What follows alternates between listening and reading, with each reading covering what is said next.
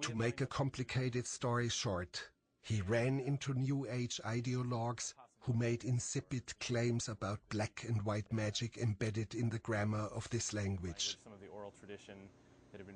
Hence, in this stupid trend of academia, it would be better to let the language die than preserve it. He had to destroy his entire PhD research. So just imagine, 90% of languages will be extinct probably in my lifetime. It's a catastrophic impact to an ecosystem to talk about that kind of extinction. Culturally, we're talking about the same thing. I mean, what if you lost all of Russian literature or something like that, or Russian, if you took all of the Slavic languages and just they went away, and no more Tolstoy. It occurred to me that in the time we spent with him in the greenhouse, possibly 3 or 4 languages had died. In our efforts to preserve endangered species, we seem to overlook something equally important. To me, it is a sign of a deeply disturbed civilization, where tree huggers and whale huggers in their weirdness are acceptable, while no one embraces the last speakers of a language.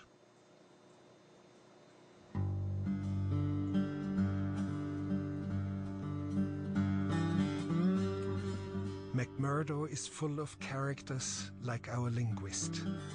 The bleak Motel 6 drabness of the corridors is misleading.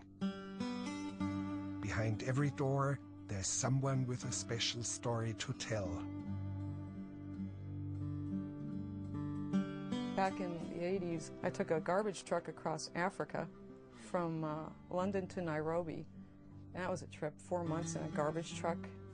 It was horrible. On numerous occasions, we came pretty close to, I don't know about dying, but pretty close to being in some straits where we didn't know if we were going to get back out of it, We got taken over by the military in Uganda, and we were kidnapped, basically. The truck was turned around, and we were going back to Entebbe. We got out of that one. We were trying to wait for this ferry in Wadi Halfa, the one that blew up and 800 people died. Well, we didn't get on that one. We took off across the desert, and we got stuck. We got stuck for 5 days of absolute agony of clawing this truck with. We were using plates, did the dinner plates that we were using for dinner, clawing at the tires. We had no water. He had used all the water tanks for gasoline. So basically, we had a cup of water a day or 2 cups. Her story goes on forever. She dealt with a bout of malaria, with a herd of angry elephants pursuing her through tsetse fly-infested swamps, got caught in a civil war, spent a night in a bombed-out airport with rebels fighting and shooting in a barroom brawl, and was finally rescued by drunk Russian pilots slaloming around crater holes in the runway. This is how you get yourself to any place in Antarctica. At the so-called freak train event at one of McMurdo's bars, Karen is, not surprisingly, one of the most popular performers. This is her famous travel as hand luggage act.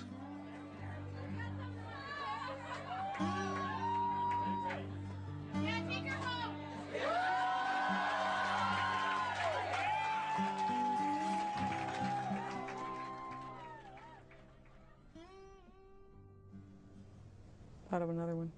Yeah. I traveled from Ecuador to Lima, Peru in a sewer pipe. Forgot to mention that. I hitchhiked once from Denver to Bolivia and back up. And we got a ride from a truck. It was a flatbed truck with 3 huge sewer pipes on the back. So there was days in the back of this truck in a sewer pipe watching the world go by just like that. That's all you could see.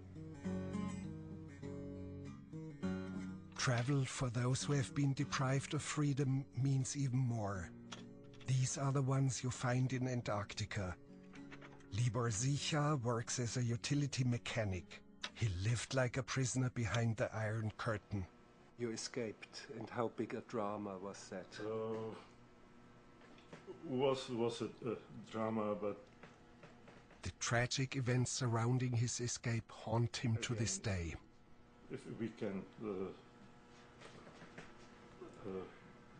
You do not have to talk about it. Okay. Thank you. For me, the best description of hunger is a description of bread. A poet said that once, I think, and for me, the best description of freedom is what you have in front of you. You are traveling a lot. That's right. Yeah, Show us. that's my freedom, and I will be glad to show you. He keeps a rucksack packed and ready to go at all times. Inside is everything he needs to set out in a moment's notice. A sleeping bag, a tent, clothes, cooking utensils. How much weight is this all? It's I usually don't go over 20 kilos. That's my limit, and it's a limit also for airlines. Some of the contents of his backpack are quite surprising.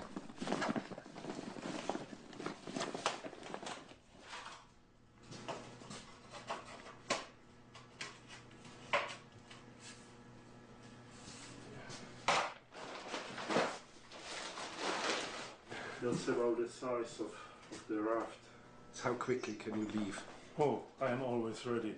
My bag is always prepared, and I'm always ready for adventure and explore new horizons.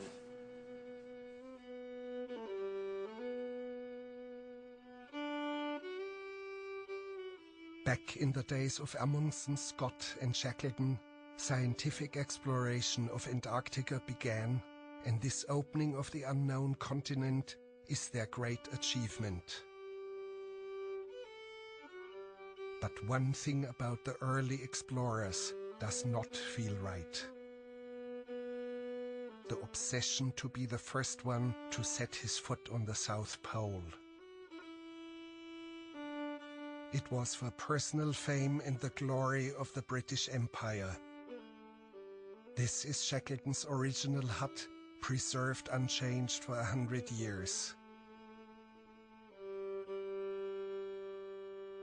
But in a way, from the South Pole onwards, there was no further expansion possible, and the empire started to fade into the abyss of history. It all looks now like an extinct supermarket.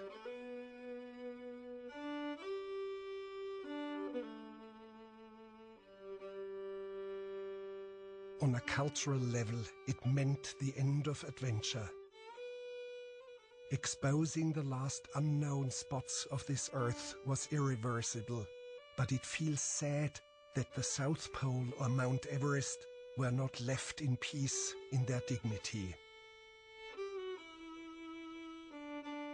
It may be a futile wish to keep a few white spots on our maps, but human adventure, in its original sense, lost its meaning, became an issue for the Guinness Book of World Records.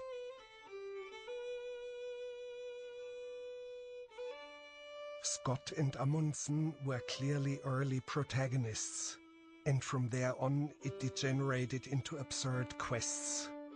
A Frenchman crossed the Sahara Desert in his car set in reverse gear, and I'm waiting for the first barefoot runner on the summit of Everest, or the first one hopping into the South Pole on a pogo stick. Well, I had this idea of breaking a Guinness record in every continent, and Antarctica would be the 6th. So now I'm trying to think of a way to get to Antarctica. Ashrita Furman did not want to travel this way because he already holds a Guinness record in this discipline. And also in this one. So he decided upon the more prosaic approach and took an airplane. We flew down to Antarctica. Anyway, it was thrilling because I'm in Antarctica and I'm trying to break a Guinness record. Being in Antarctica is like being on the moon. It's so, it's so peaceful, it's so pure, it's desolate. It's just a great place.